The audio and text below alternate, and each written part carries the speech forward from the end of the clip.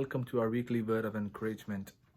One of the most frequented ads in the television and the radio in the recent past has been the use of PPE, that is, personal protective equipment. Not only is this necessary for frontline workers now, it is deemed necessary for everyone to use some form of protective equipment like a non-medical mask or a glove to protect themselves from this deadly virus.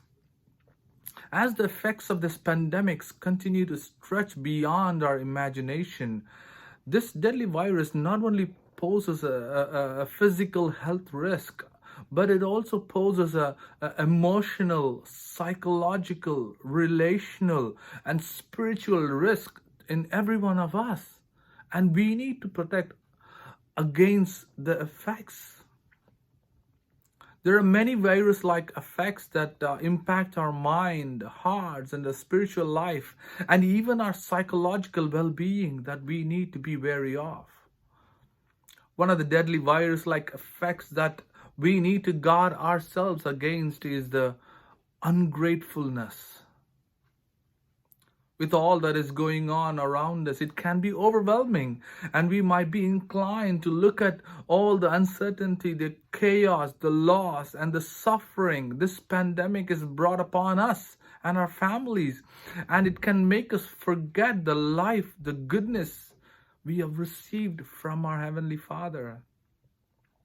Joshua Kang, one of the founding pastors of New Life Vision Church in Los Angeles, California, wrote a beautiful article on the spirituality of suffering and gratitude. In that article, he writes, Jesus' spirituality was the spirituality of gratitude. He says, Jesus, just before the crucifixion, shared with his disciples the Last Supper. He spoke a prayer of thanksgiving as he shared the bread and the wine with his disciples. He faced the crucifixion with thanksgiving. How great is that? He goes on to say, he spoke a prayer of thanksgiving before performing miracles. He gave thanks and distributed the loaves and the fish. Jesus thanked his Father before calling out Lazarus back into his life. Friends, how true are these words? It is not difficult to give thanks when things are going well for us. It is not difficult to give thanks when we have plentiful. But it is difficult to give thanks when the circumstances don't seem to inspire thankfulness, just like these. But Paul, while writing his letters from the prison, always wrote, "Be thankful." He encouraged the church in Thessalonica and even us today, saying, "Give thanks in all circumstances." Friends, he does not say on a particular circumstance or a plentiful time, but says every circumstance.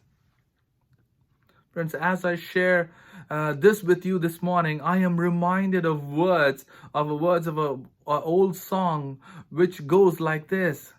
When upon life's billows you are tempest tossed, when you are discouraged thinking all is lost, count your many blessings, name them one by one, and it will surprise you what the Lord has done. Friends, it will indeed surprise you. Count your many blessings and give thanks to the Lord with a grateful heart.